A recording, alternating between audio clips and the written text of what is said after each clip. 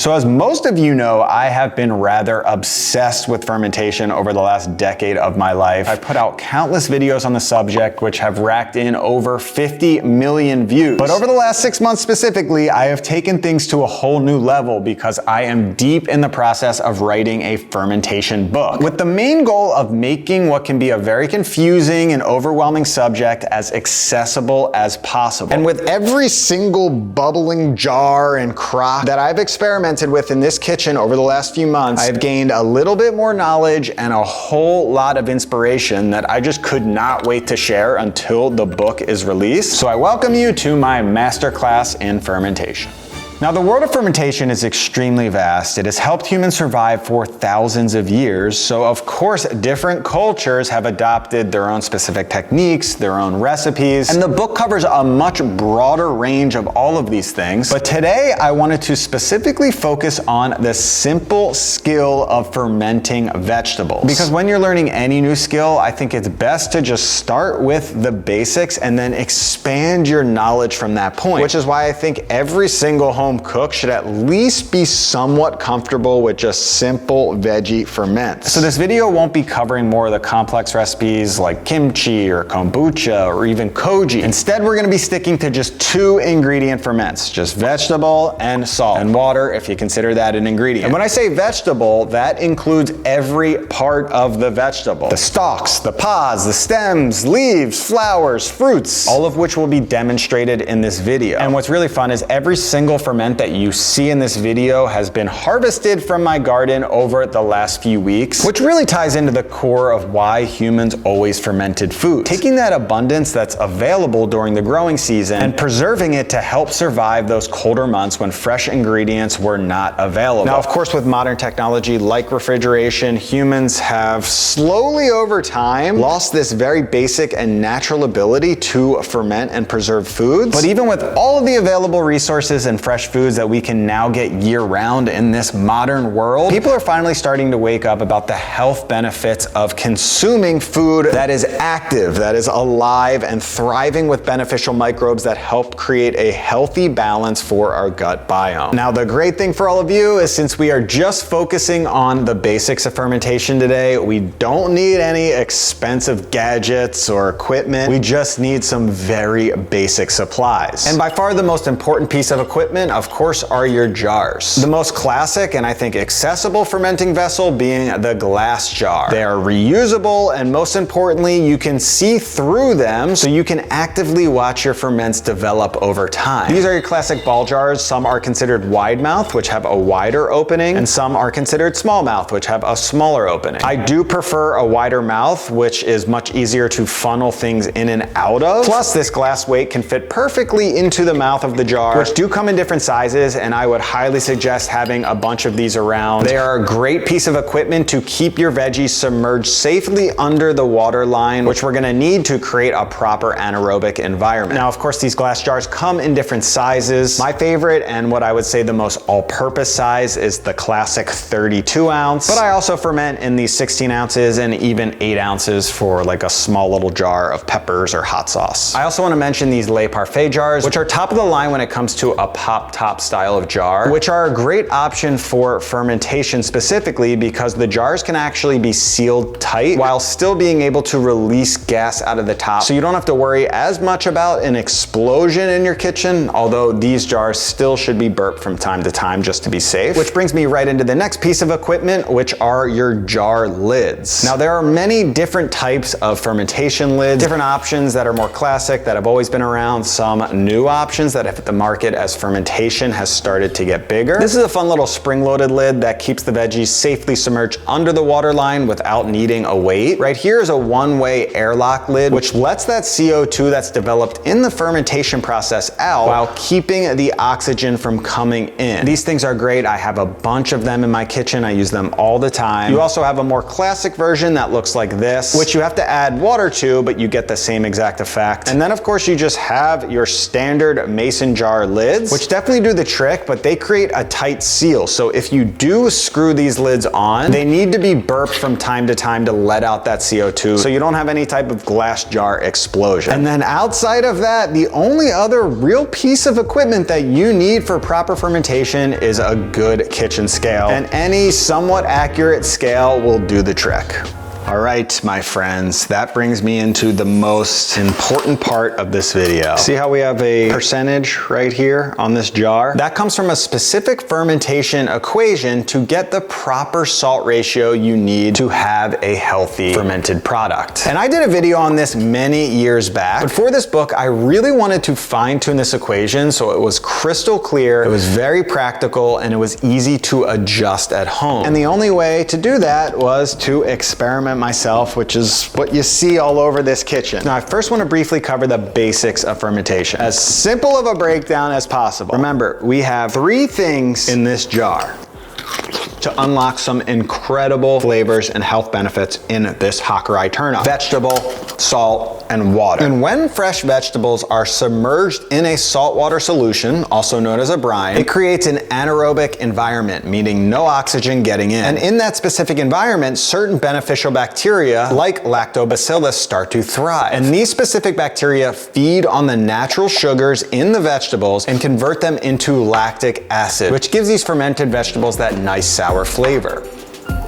All right, before we get into salt percentages, I just want to let you know that if you really are interested in taking your fermentation game to the next level, the fermentation book and course are coming this fall, so you can sign up for more information. We'll send you updates on the release. Just click the link below in the description. All right, so I would say this is the most important thing to understand when it comes to vegetable fermentation, which is choosing the proper salt percentage. Now, this is something I struggled with for many years. There's a lot of conflicting information out there. And the reason for that is there's really no one size fits all answer. There's a range of salt percentage that's gonna work well for fermenting vegetables. And the key is understanding how choosing within this ratio is actually going to affect your final product. And we have found from a lot of rigorous testing that anywhere from 2 to 5% salt of the total weight in vegetables is gonna give you a great ferment. So that's the good news. Anywhere on this scale is gonna give you something delicious on the other side, but how do you choose? All of these ferments have a slightly different salt percentage, and there's a reason why. Actually, there's 4 main things to understand and keep in mind. Number 1 is timing. Salt, of course, is a preservative. So the higher the salt levels, the more of an inhospitable environment you're gonna create for that bad bacteria, which is gonna aid in longer fermentation time. So if you plan to ferment something for many months, it's better to go higher on that salt ratio. Whereas on the other end, if you plan to ferment something for a short period of time, a lower salt ratio is actually gonna speed up the fermentation time. Number 2 is texture. Salt over time is gonna break down the cell walls of your vegetable. So if you're, say, fermenting something that's a little softer, like a radish, a lower salt percentage might be ideal to preserve the crispiness and snap of the radish, whereas a beet or a carrot, those are denser, harder vegetables. They can handle a higher salt ratio while still staying crispy. Number 3 is flavor. A lot of those beneficial bacteria, those lactobacillus, actually prefer a slightly lower saline level. So lower on the salt scale can aid in building more of those delicious fermented flavors. Whereas on the other end of the scale, of course, a higher salt level is gonna make your vegetables taste saltier, which some people prefer. But as your vegetables ferment and build more of those sour flavors, that sourness will end up balancing out those higher salt levels. And finally, number 4 is safety. Again, salt being a preservative, the higher the salt ratio, the more reduced risk you have for spoilage, which is gonna ensure a more reliable ferment, which is good for beginners. If you're just getting into the game, I would go a little bit higher on the scale, and then as you get more comfortable, you can start lowering that percentage and going for more of those unique flavors. All right, so hopefully you're feeling more confident and you have a much better understanding of how fermentation works. Now it's time to see it in action. And I have been harvesting a bunch of things over the last few weeks, and we're gonna start off with carrots. carrots, and beets. Two things that I love fermenting. I'm gonna combine these into one jar because they have a very similar texture and the flavors together are gonna be quite nice. Now for this first ferment, I'm gonna go into more detail of the process, and the other ones I'm just gonna kind of go over what I fermented and the salt percentage that I chose. And then Carly and I will do a nice little taste test to see where we ended up with these ferments at the end of the video. Now when you're fermenting veggies from the store, I would highly suggest peeling your vegetables because you don't know what they've been treated with, and also if they've been in the ground longer, they might have a tougher skin. Since both of these are fairly small and young plants, the skin is very delicate. It's also loaded with nutrition, so it can be fermented. I'm just gonna peel off and cut off any blemishes to get things cleaned up. And then I'm just gonna chop up my vegetables and what I think will be just a nice little fermented bite.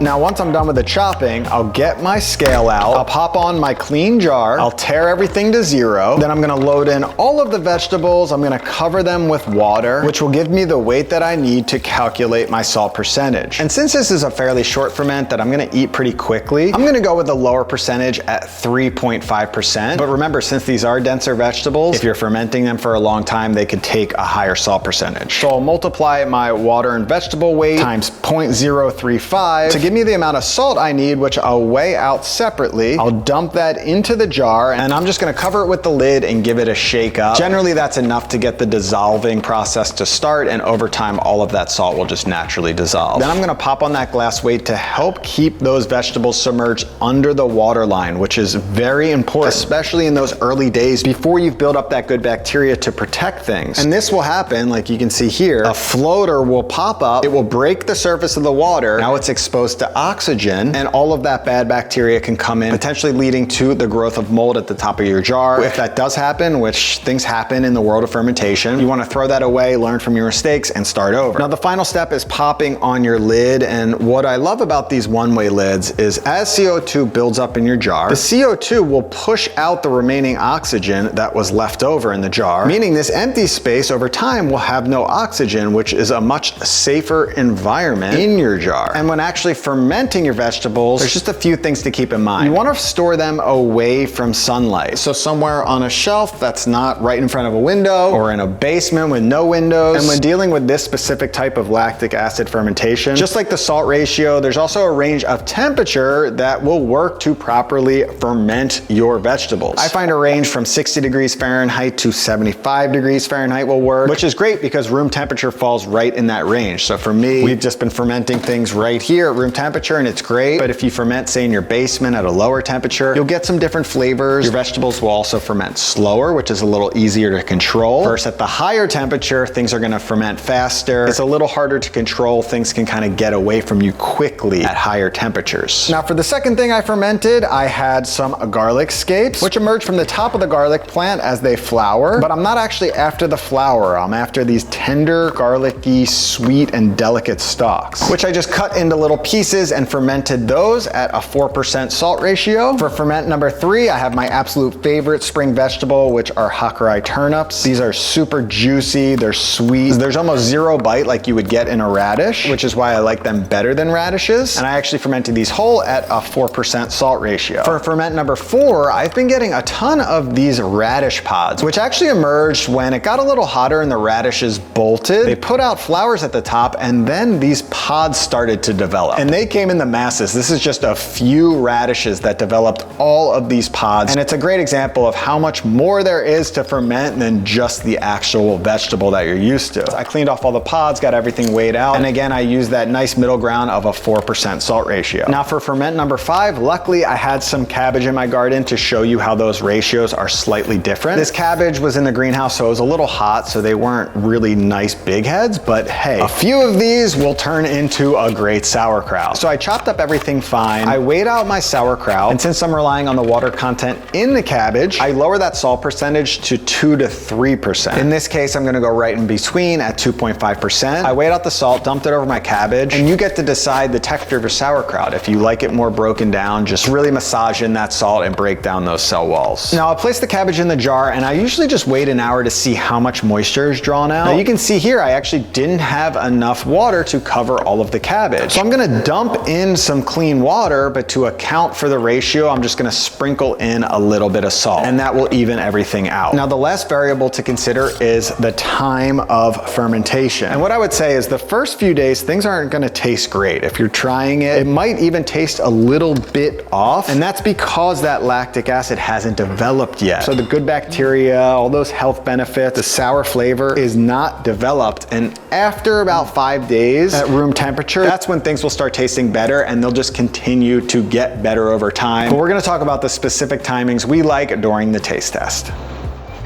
All right, so we have almost, I don't know, like 12 ferments here. All different vegetables, all different salt percentages, different timings. Yes. Some things I didn't make in this video that have been going for multiple months. And we're gonna do a taste test. I wanna rank them 1 to 10, 10 being the highest, and we'll see how it goes. Let's move these aside. 2 Hakurai turnips. This is the older one at 4%. This is also 4%. Okay. But this one's probably a week or 2 weeks older. Yeah, let's try the fresh one first.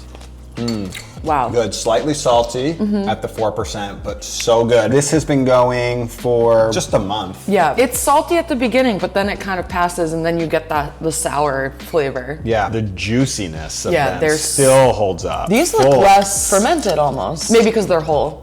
Wow. Salt has gone down a lot. That's from 421. Oh, wow. So that is 3 months old. That is so interesting. Mellowed out a little bit. A lot. Yeah. The salt mellows. Yeah. But it's not like a lot more sour. This is definitely better than that one. The extra time. 9.5, 8.5 for me. I would say this is like a 9, and this is like a 7.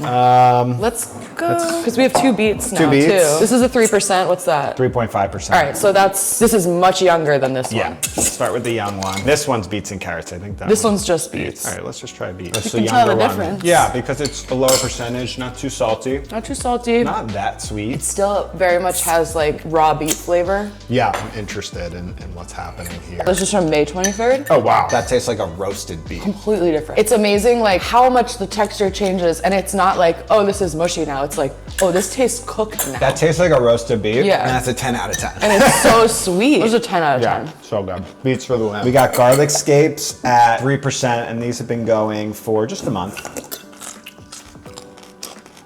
Those will get better. That's an obvious. To me, that is a perfect salt level. 3%. 3%. Yeah, the 3% works. And we've been like blending these into salsas and relish. That's another note. It's not like we're just eating these plain. We're adding them to dishes, cooking them into things, Yeah. we're blending them into things. It's just so good to have this around because you get the additional flavor that's built in. Yeah. Like, you don't need to add acid anymore. It's Yeah. just like such Wow. a punch. This is incredibly sour. 8.5, gonna get better. That's like over a time. 10 out of 10 for me. Okay, let's try these little radish Little things. pods that are about a month old at 4%. Oh, they're a little stinky. They smell like Well, farts. I love that smell. Because that's the radish. That's the radish cabbage. fart smell. Oh, like some have different texture. They have a bit of a pop. Yeah, they're like filled with juice. You know, these have gotten better because I tasted those about 2 weeks in. Yeah. They're getting better. They're kind of fun. I would say an 8. Yeah, I'll give them an 8. Okay, so now we have 4 sauerkrauts. Classic. This one doesn't have a date. We'll guess. Yeah, we'll guess. That's interesting. Yeah, the brassica has that And- funkier, farty type. That's why when you open like a sauerkraut, sometimes it smells like farts. That's how I know this is still young. Yeah, This is a young that ferment. will mellow That out. goes away at a certain point. Probably This is delicious. A few weeks old. Yeah. So this is red cabbage with caraway, our only Caraway, spice in yeah. all of this at 4% from 2 months ago. Now this, when I was first tasting it, Yeah. was like, you gotta watch out when you're adding spice, any type of spice, because the fermentation can really intensify the spice. Smell that. Yeah. It smells like rye. Wow. I think if you didn't like caraway, it would be gross. But on the right sandwich or the right dish, like this would be so good. On pastrami. Oh my God. Or something like that. That is such a good point. Yeah. 9 out of 10 for me. That's a 9 out of 10 for me too. Next time I would do less caraway. Last, one of my favorite condiments of all Clearly time. favorite of mine. I couldn't resist. This is, I forget the term. It's called curtito. Curtito. This is cabbage, carrot, jalapeno. Yes. Greatest condiment of all time because it works as a salsa, it works as a sauerkraut, it works as a slaw. Yeah. Like, but it's like a slightly fermented it's slaw. spicy. Cool. I made this years ago on the channel. It's so good. The salt level is perfect. And then you get the sweetness from the carrot. 10 out of 10. I mean, the only thing is just like they could continue to age. Yeah. I would love more. Yeah. Well, that's gonna be my next. When we get jalapenos in, we have everything else. Oh, you're right. We're about to get them. We're about to get a ton of cabbage. Oh, we got to do a video on that. Yeah, that'd be a good short. We'll end on that. Oh, 10 out of 10. So fun. Hopefully you learned a thing or two about Pickles are good. You should try making fermenting. them.